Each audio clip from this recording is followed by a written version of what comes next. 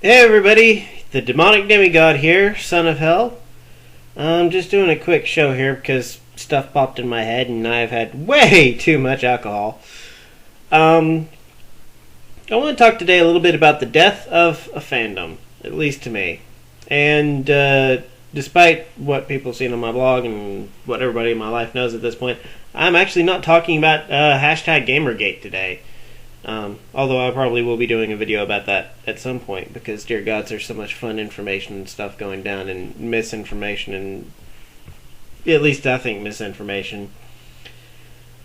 So I want to talk about that at some point. But today we're talking about, death of a fandom. And I apologize if this video is not up to the usual standards, which I know are crappy. But like I said, I've had a lot of alcohol tonight. And I'll put up the recipe for at least one of the drinks that I'm drinking. Back to topic. Fandoms are things that can define us. And more importantly, they can define periods in our lives. Pokemon, Power Rangers, comic books, things like that can really define who we are, not just because there's something cool, but because they actually help us deal with some of the bad stuff that happens in our life. And, okay, maybe some people like to talk about those bad things and say, oh, well, those are first world problems, and no, you just need to get over it. But I believe each person's suffering is as great as they believe, because up to that point, they haven't suffered anything beyond that. That literally is the greatest pain that they know. So, perspective-wise, it is the greatest pain that can be. One of the things that helped me get through so much of the pain in my life was Star Wars. And you'd think somebody like me would be excited. I mean, hey, Star Wars Episode 7's coming out. It's being made by J.J. Abrams, who did such an amazing job on Star Trek. I mean, admittedly, he made Star Trek look like Star Wars, but, he's done a good job with that. He's done a lot of good series. I think he was the guy behind Alias, which was one of my favorite series when it first came out. Back when I think Jennifer Garner first made her career, and I thought she was the hottest thing since, Fresh Toast, before the Elektra movie. Yeah, I can forgive Daredevil. I actually think that's a pretty decent movie. Elektra was just crap. I'm sorry. No. The hot red leather outfit, I'm sorry. It could not save it. Everything else is terrible in there. But, we've got a good director, and from what I hear, because I've really not been paying attention, and I'll explain why, he's getting the band back together. I think Mark Hamill's come online. I think Harrison Ford's come online. I don't know about Carrie Fisher, but she might be coming online. I have no idea about the plot or what's going on. I've heard so many rumors over the last year or so that they were going to do the Star Wars Legacy comics, which I thought was amazing as an idea. Go focus on Luke's grandson, a resurgent Sith, remaking the Empire into their image and overcoming, or taking over the Galactic Republic, or that had been created. And just continue on an amazing story down the line, because, we'd seen Luke's story, and with the prequels, we'd seen his father's story, which I loved. I know a lot of people have problems with it, but I liked it. And, so, hey, let's go to, Luke's grandson or Luke's son or his grandson and, carry the story from there, because these kinds of stories last for generations. I mean, the history of politics is the story of things happening generation by generation by generation, and that was one of the nice things with Star Wars, is it felt like a true story because it crossed so much time. the sins of the fathers create the redemption of the son, and so forth. And one of the things that I loved about Star Wars, because I got into it, early 90s, I want to say. I was younger. Yeah, early 90s, like early mid 90s. And so there were only the 3 movies, and I thought the 3 movies were awesome, but I liked to read a lot as a kid, and I found out there were Star Wars books. I mean, there were so many Star Wars books out there that it was amazing. I would never want to read for something because there was always something out there, and there were new books always coming out. And there was this, literally what it was called, the expanded universe with all these characters and all these stories. Heck, one of the most defining books of my life would have to be I, Jedi by Michael Stackpole. It was the first one of his I read, featuring his main character, Coron Horn. And that book taught me a lot, because I think I found that one when I was in my teens, and my parents were getting a divorce, and my dad had always been at work, so we weren't really that close. And that book literally taught me what it was to be a man, how a man should act, how a man should treat other people. Coron Horn, back then was more a father to me than my own father. And thankfully that's changed, but, back then that was the case. My dad was a character in a book. And he taught me morality, and he taught me, what it meant to live. And it helped me. And so I read all the books with him that I could find, because, he was cool. He was what I wanted to be, And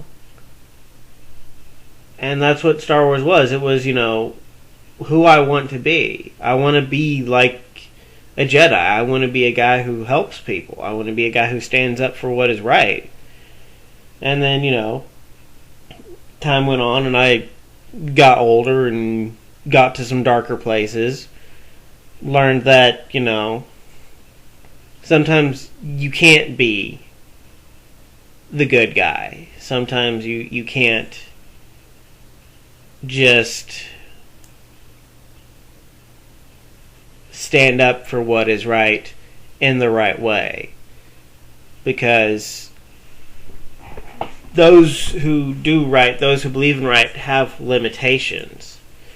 And those limitations stop you from being able to do what is right and what is needed. And I started getting into the Sith because, as the new Dracula Untold movie, quoting from it, literally, people do not fear men, they fear monsters.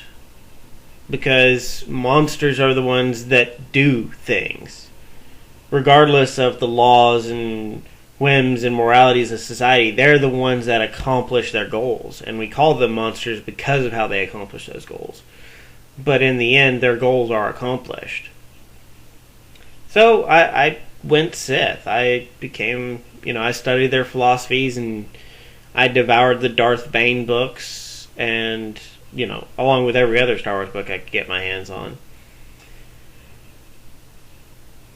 And it helped me deal with a lot of the trauma that I was going through, and helped me deal with a lot of the emotional issues I was going through.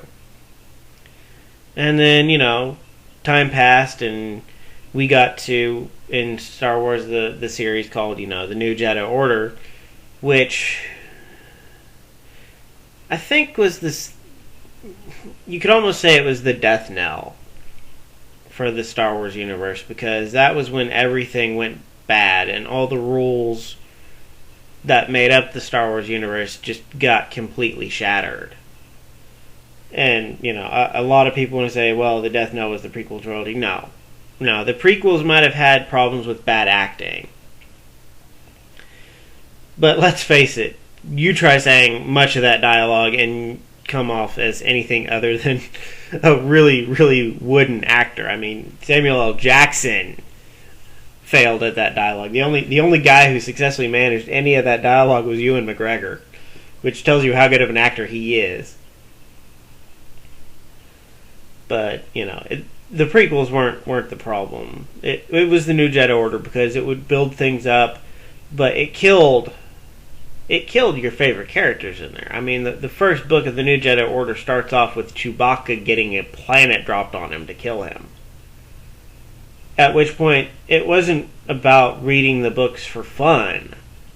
It was about reading the books to see if your hero, your favorite character, your dad, managed to survive that next book. And in that series, Coron Horn, literally my favorite character at the time, went from being a well-respected Jedi to being considered the next best thing to a war criminal. And I can say, thankfully, that he and his wife and his kids, I believe, made it through the New Jedi Order, but a lot of people didn't. And I didn't read that series for the fun of it. And I think that really started killing Star Wars for me, because that was my escape. That was my place to heal. And now you're killing all my friends. And you're giving me new friends, and you're promising me hope with these friends, and then you killed them. And it was a lot like, I don't know if anybody's seen the remake of Red Dawn with Thor in it. What's his name? Chris Hemsworth? Is he Chris Hemsworth or Liam Hemsworth? I can never get the names of the two brothers right. So Thor's in it. And dear God, I wanted some Thor action in that movie, and I didn't quite get it. But, that was still a decent movie, but at one point, towards the middle or near the end or something like that, here's this guy and he's the hero and he's leading these people and they've just won a major battle and boom, headshot, dead. And that happened. That happened with Anakin Solo, who was Han and Leia's kid, who I'd read about growing up. I actually grew up with his, brother and sister, and to an extent him. And so these were people I knew from my youth. This was a kid that, I knew. Maybe not as closely, but, I knew him. He was part of the universe in which I lived, and holy shit, they just shot him in the head and killed him. And at that point, my sister was also a big Star Wars fan. At that point, when he died, she literally took the book and threw it across the room and cried for, 3 weeks. Because I swear she had a crush on him. And, I did the hard thing. I actually finished the book, but I cried. And then she never picked up another Star Wars book. I finished reading the New Jedi Order series, and as soon as that was done, that was mostly it. I quit. Because, the books continued on, but the universe was darker, it was ripped up, places were destroyed and terraformed in the name of an ideology that was terrible and supremacist and sadistic and murderous. And, you can say all the bad things you want about the Empire. The Empire was bad, but it was nothing like the Yuuzhan Vong. The Empire blew up planets. The Yuuzhan Vong mutated them into their own image. So, think about the worst Doctor Who villains out there, and you basically had them with their shape changing. They're torturing people and turning them into mindless drone slaves. And they weren't even really defeated. They were just stopped. But they still held all these worlds, including Coruscant, the galactic capital. That was gone. The New Republic was gone. I mean, it was so devastated that at the end of it, they had to essentially join up in a new government with the Empire and the Yuuzhan Vong, and I think a couple other factions to create, a galactic union or something like that. Which wasn't so much, the Return of the Republic as it was a giant version of the EU. If you know how badly the EU is going over there, then you know exactly how it was in the Star Wars universe. Because you had people that you'd been fighting for decades. You know, one of the Imperial leaders, one of the major Imperial villains throughout most of the Star Wars books, became the Supreme Chancellor of the new government. And it was like, then what did we accomplish? You know. So that was bad, and I quit. And I think the prequels came out somewhere in there, and that did spark my interest back in. But you know, it wasn't what it had been. And then I found something that got me back into Star Wars, and it was the next stage of my growth as a person, and that was Karen Travis's Clone Wars books, or the Clone Commando books. And oh God, were they awesome, because they pointed out some serious issues that had been kind of glossed over. Like, hey, the Jedi just accepted an army of slaves, of men born and bred to die, and they accepted it with no moral quandaries. They just took it and used it. It's like, okay, these are our heroes. These are our bastions of morality, and they're just accepting this. They are accepting slave labor, slave warfare. They essentially accepted a Janissary Corps, and the Janissary are a faction in Star Wars, but that name comes from a army that used to be done by the Caliphate, or the Muslim Empire, where they would go out and they would enslave young boys, non-Muslim boys, mind you, and train them from their youth to become the world's greatest army, the world's greatest assassins, world's greatest killers.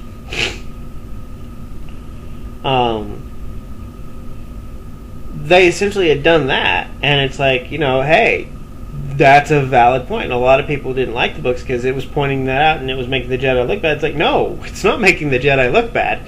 The Jedi did something bad, and this is just pointing it out. But what I really loved about it was the Mandalorian culture, because it was a warrior society. It was a warrior society in which normal, everyday people were trained to the point where they could fight Jedi and Sith. And if you know what fully trained Jedi and Sith are like, they're basically minor gods. And these were humans who were trained to be able to take them down. And it was awesome. And the culture was awesome. It accepted everybody. I think there were 6 tenets to the culture, and 3 of them were wear the armor, speak the language, and come when your Mandalore or your king calls. Otherwise, you could be it. And it didn't matter if you're a man or a woman, human or alien, gay or straight. It didn't matter. It was a completely inclusive culture where those things didn't matter because, didn't matter what race you were under the armor. Nobody ever saw that. You wore your armor. Your armor was your skin. Your armor was your flesh. You were a Mandalorian. It didn't matter who you loved or what you thought or what you believed, so long as you wore that armor and you answered the call and you helped your fellow Mandalorians. And that was something beautiful to me.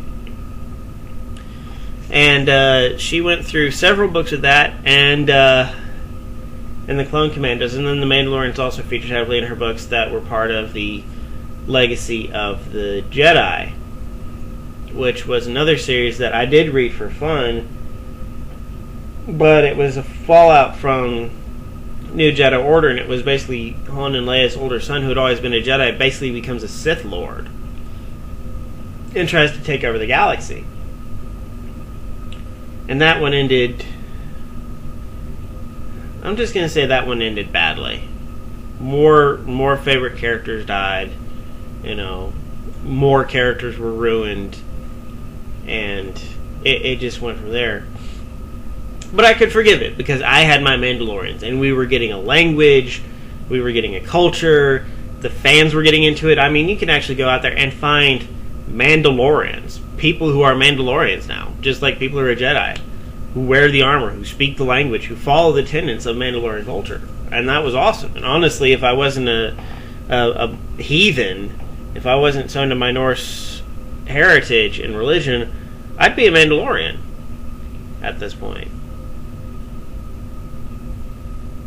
But then, as part of the Clone Wars cartoon, George Lucas and the people associated with LucasArts basically said, well, the cartoons are canon. And the cartoon didn't agree with the books. And they actually canceled Karen Traviss right in the middle of one of her books, which was desperately waited on by the fans, because, you know, you'd had a bunch of characters and one of them just died, and two of them had just had a kid, one of which was the one who had just died, and the father was still trapped in the now Imperial Army. You know, so he and his brother were still there, but his other brothers had managed to get out and get to Mandalore. And so he and his father, or his brothers and his fathers, were trying to figure out how to get him out and get him back and get him with his son. And it was like, okay, well, do we get him out? Do we get the family reunited? Do we get to go to Mandalore and, be Mandalorians? And they killed the book. And supposedly there's a synopsis of the plot out there somewhere. I've never been able to find it. So I never know. To me, the story's still real. The story still exists. I mean, they can claim the cartoon takes precedence, but that was the story. That was the people I lived with. That was the people who were becoming my family again. And they killed it. And now episode 7's coming out. And they're getting the gang back together. And it's all going to be glorious. Except, well, they announced that the expanded universe is gone. It's no longer canon. And you can say, well, what's that mean? It's like, oh, it's no longer canon. Basically what that means is it didn't happen. None of it happened.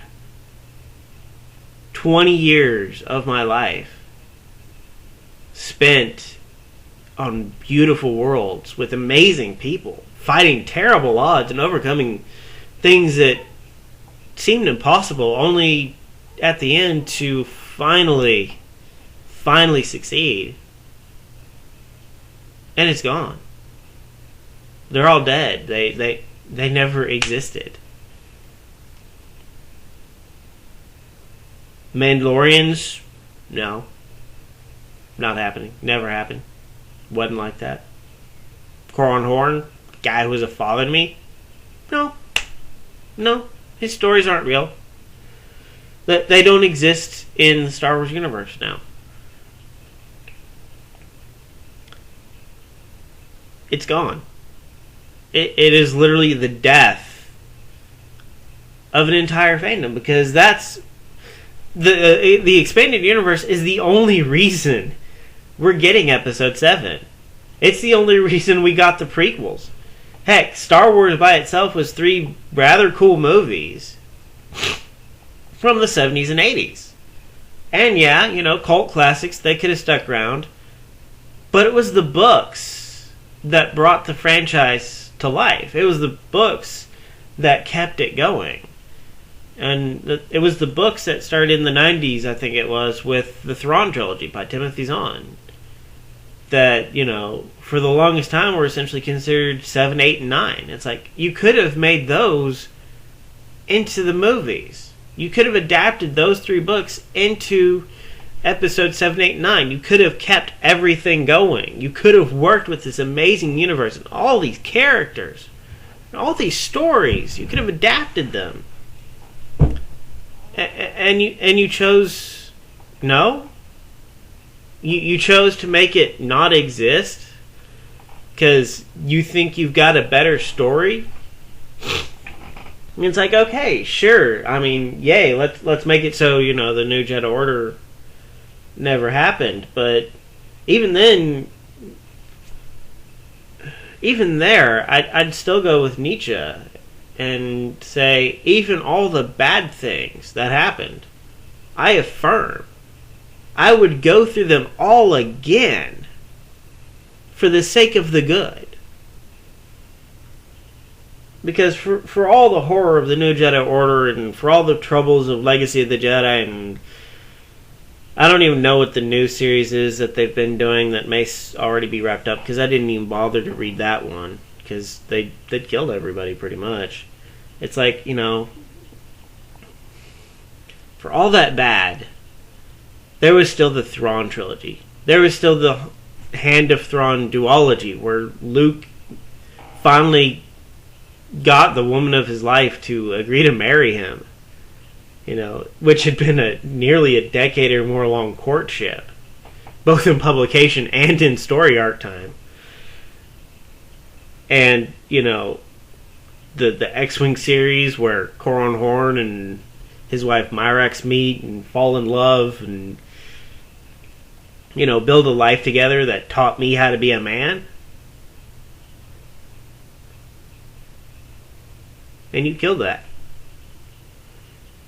I mean, at this point, I don't even know that I will go and see the new Star Wars movies when they come out. Because this isn't even like with the Star Trek stuff that he did, where he went back and he rebooted everything, and everybody's like, oh, well, that's what he's doing. It's like, no, that's not what he's doing. It's been clearly stated that the new Star Trek movies are taking place in an alternate timeline, in an alternate universe. But that's not what they're doing with Star Wars. They're destroying an entire universe. They're destroying 30 plus years of books and comics and fan love and reaction and building. I mean, there were people who read the Thrawn trilogy, not even being writers, who got so inspired by that they became writers, and then years later got to write Star Wars books. I mean, the expanded universe was built by fans, from fans.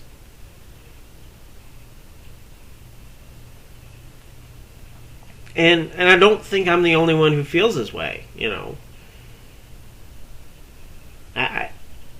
Maybe I am. Maybe I am the only guy out there who doesn't even feel betrayed by all this, because, I can't even say it's a betrayal. It's just because to betray somebody or to betray something, you have to be a part of it first. And really, these people can't have been a part of it, because if they were a part of it, if they actually cared about this stuff, they'd have kept it. They'd have found a way to keep it. And they didn't. They just wiped it away. With all the care that you would brush fingernail clippings off the counter and into a toilet. 30 plus years of books, 20 something plus years of my life, defining me, what made me into me, and it's gone. That is the death of a fandom. And, looping around to the Gamergate thing, what's going on over there, that's not a death of a fandom. That's not a death of an identity. The gaming press can say, oh, the gamer identity is dead. No, it's not. Because nothing has happened over there that would make people stop playing games. That would make them stop being gamers. That, nothing there has happened to erase 30 plus years of gaming history, of gaming events. Those things are still there. Those things are still real. That hasn't been erased off the face of the universe. Not like Star Wars has. Gamers exist, and games still exist, and the gaming culture will continue to exist. And all the power to them. Go hashtag Gamergate. Demand that journalistic integrity, and don't take their insults, because they haven't killed the gamer identity. They can't kill the gamer identity. Not like they've killed, not like J.J. Abrams and I guess Disney and whatnot have killed the Star Wars identity. Because literally, there is nothing left out there. all the books that defined all our identities as Jedi or Sith or Mandalorians or what have you, it's gone. Like it never ever existed. So, yeah, I'm gonna wrap this up because it was supposed to be a 6-minute rant and it's turned into a full 30-minute show. So, yeah, I guess this was Son of Hel show episode 3, Death of an Identity. And sorry if it's shit, and sorry to make you listen to me bawl my heart out, but if you feel the same way, drop it out there, share this around, you know. It's probably too late to change anything, but, well, I'm the Son of Hel, and Hel's the goddess of the dead, so I guess we'll still have the ghosts that never were. Hella bless.